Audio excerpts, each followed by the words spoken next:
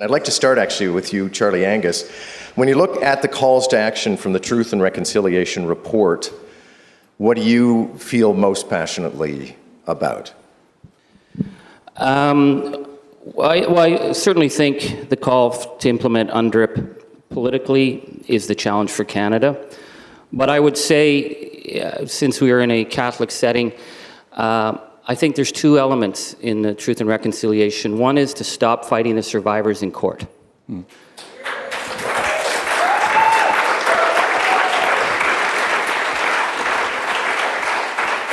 the case of St. Anne's Residential School, the Justice Department suppressed 10,000 pages of police evidence, the names of 180 perpetrators of crimes against children, almost 900 witness statements, and then went into the hearings and challenged survivors and told them that they were making those stories up and those cases were thrown out.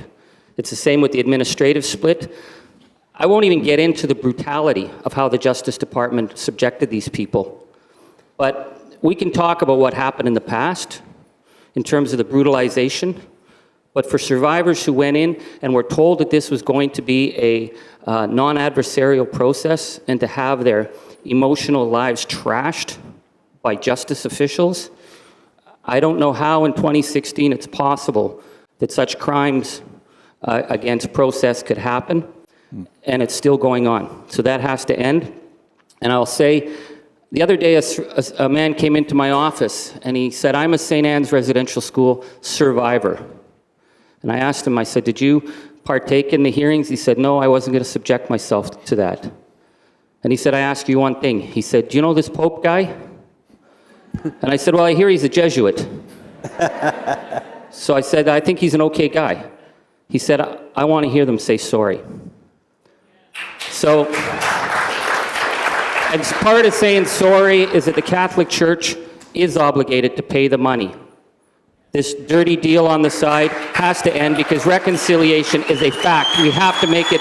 And I believe that our Pope, Francis, would have no problem saying sorry for what happened, but Canada needs to make this right. And I think that that's where reconciliation moves forward. Thank you, Charlie. Father Bisson, I have a lovely prepared question in front of me, but I'd rather hear what you have to say about what Charlie has just said. And I'm also curious, I mean, obviously in the Catholic tradition, there is this notion that you can go to confession, unburden yourself, and be forgiven. And surely it's not that simple for the Catholic Church and for the Jesuits where it comes to Canada's Aboriginal communities. I agree with Charlie. I think when we use the law, we set up an adversarial relationship. And that's not the kind of relationship we want between the churches and First Nations peoples.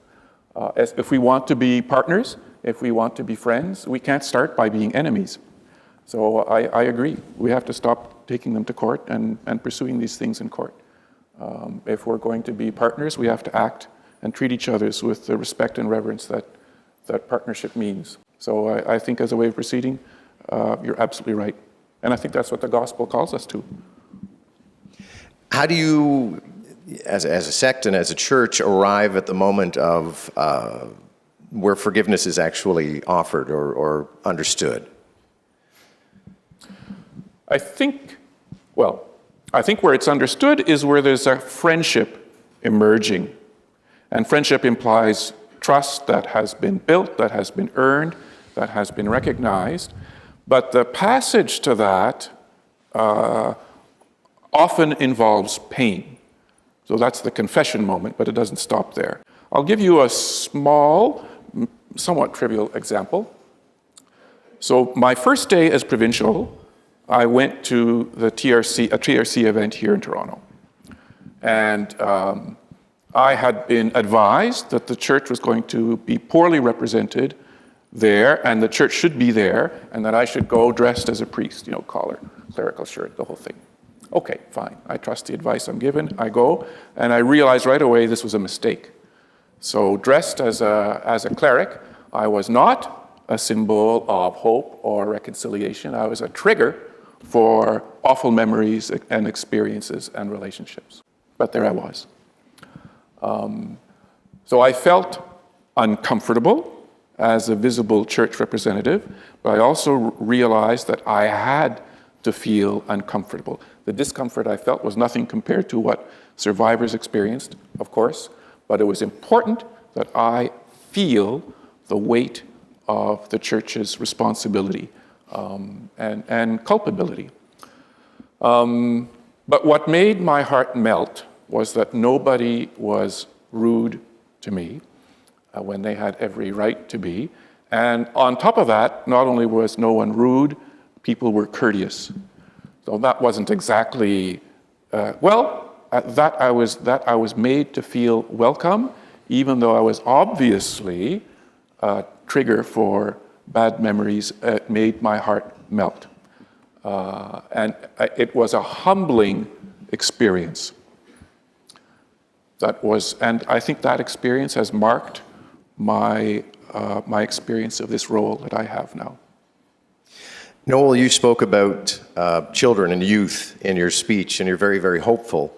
But I wonder about the reverberations of the residential schools. It continues into next generations. Wab Kinew has written about the fact that because his father went to the residential schools, he grew up with that somehow still in his soul. So I wonder what the way out as these echoes continue through the generations is. How do you see young people moving beyond that? Well, in the work that I do in the schools in Saskatchewan and specifically in Regina, thousands of students that I have spoken to. Incidentally, we have in Saskatchewan now a legal mandate to teach about treaty, worldview, history, etc. in every school in the province. So kudos to all the people that made that happen in Saskatchewan, the only place in Canada where it's now legally mandatory to do that. And I'm one of those that imparts that education. So it's with all of these young people, all of these students that hear about the treaty, the worldview. And I've been admonished when I speak about worldview to be careful not to talk about God, okay? And I said, but it's my religion. It's what was discouraged throughout 11 years in Indian residential school. I'm going to talk about it. If you don't like it, fire me. So they haven't fired me, so I'm still there. But that's about treaty and worldview. The other part of it they want to hear about is residential schools. And as I told you, that little humorous anecdote about this little girl wanted to hear about residential schools. Throughout all of my presentations, these young people, as I said, they get it. And the conclusions that they are telling me that they have reached after these teachings are this. Number one, that when European settlers made their promises on their Bible as Christian people, in the eyes of God, that they should honor these promises. That's what the children, the kids are saying. That's treaty. Residential schools, as you very well know, young people, students, kids, children have a very keen sense of justice.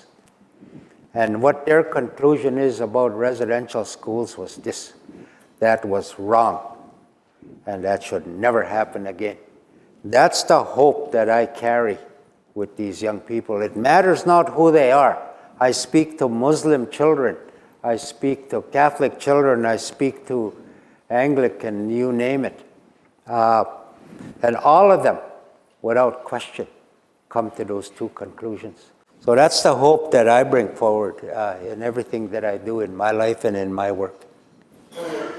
Now, it's my unfortunate job to always keep this marshalling along, so we'll probably only have time for one or two questions. But for any of our panelists, other people who have a question in the audience, this is where I get to play Oprah. If you're in the balcony, you'll have to shout, but do we have a question from the audience for any of our three panelists? Yes, sir.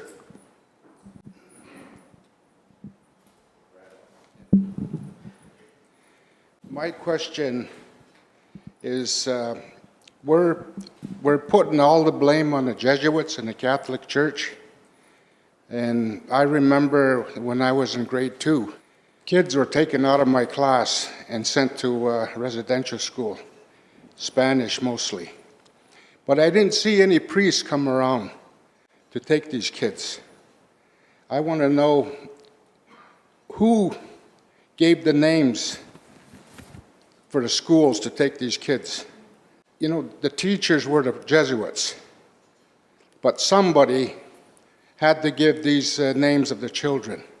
Back when I was in school, we didn't have chief and council. We have Indian agents. Mm-hmm. The Indian agents done just as much harm to our people as the priests. And I want to know what's going to be done about them, the governments.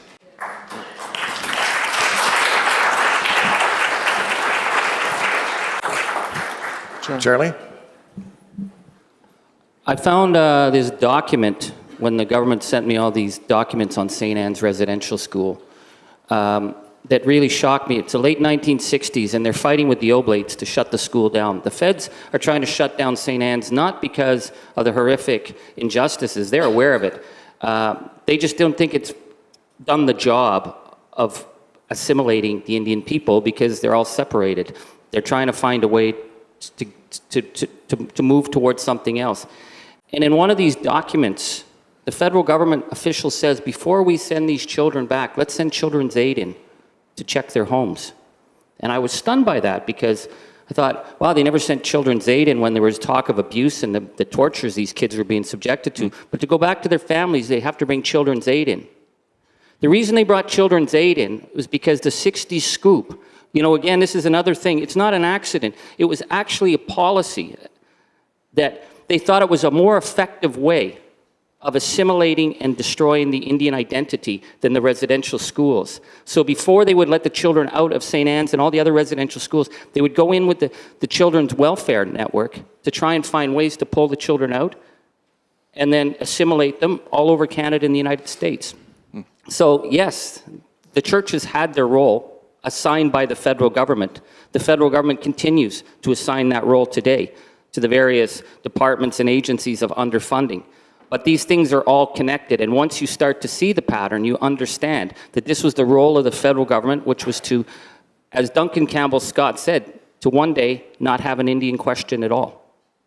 That was the policy, and I believe in some ways it's still the policy. Thank you, Charlie. So I guess in many ways, the church, at the very least, understands contrition sometimes. Government rarely does. No, yeah. Yes, back there. Can I answer that Yes, question? you want to speak as well, Noel? Yeah. Go ahead. Hello. Well, thank you for that question. It's a question that I've been fighting for all my life. I think they should fire all those Indian agents, turn the money and the control over to sovereign, independent First Nation administrations. And I believe this Prime Minister wants to do that. The question is, will the bureaucracy, the Deputy Minister on down, allow him? That's the question. I think that, all this cloud that Canadian Taxpayers Foundation and citizens generally say about First Nations, you don't know how to control money, you can't administer your own affairs, and all of this kind of ignorance that goes on about our people. Those are myths, those are stereotypes, and that we can manage our own affairs. We've been doing it for centuries. So we need to have that opportunity to be able to do that. So that's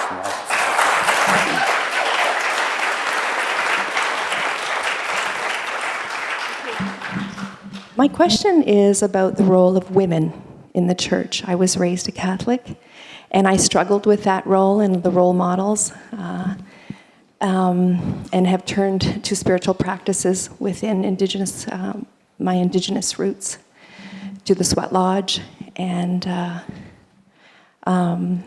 the songs and the stories that we share there. And so my question would be in terms of learning from the Indigenous community and the role of women and the leadership that they have in spirituality, and that women can be pipe carriers. Is there a role that's changing for women within the Catholic Church? Chimiquet.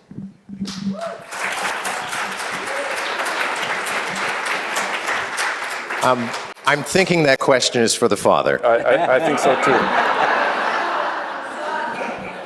Well, we live in hope, of course. I think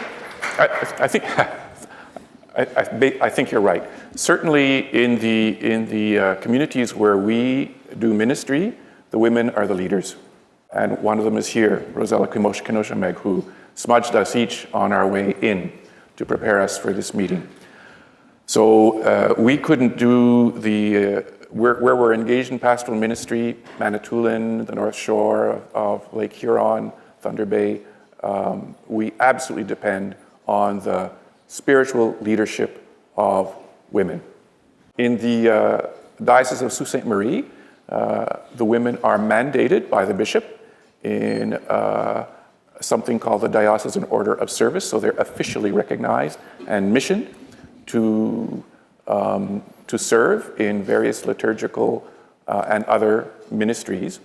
Now, it's not the same as ordination to the priesthood, but nevertheless, they're important religious leaders, Catholic religious leaders, without which the Indigenous Church, to the extent we can speak of an Indigenous Church, wouldn't really exist. So, and yet we have much to learn, I think. We have much to learn from, not simply from the role of women in Indigenous spirituality, but much to learn from Indigenous spirituality, for which I feel some jealousy. It is always appropriate to start a meeting in Canada with a smudge or another Indigenous prayer. It is not always appropriate to start with a Christian or Jewish or Muslim prayer. At least in my experience, Indigenous people in Canada are much more comfortable with being publicly spiritual than we European types are, including among the ordained and vowed and so on and so forth. So I think that's an important witness in cultures that have found it difficult to speak of spiritual things and the divine. I think we have much to learn from how Indigenous people live, what it means to be spiritual, and what it means to include our relationship with creation as a fundamental part of our relationship with God and with one another.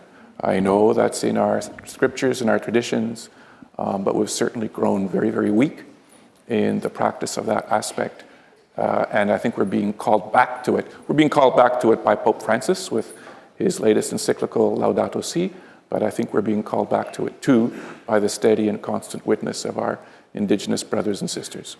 We have much to learn yet, and we're still on the path. The path is made by walking, and the path is made by questions that, like yours, that provoke and challenge and invite us. Gentlemen, thank you so much. Appreciate it. Thank you.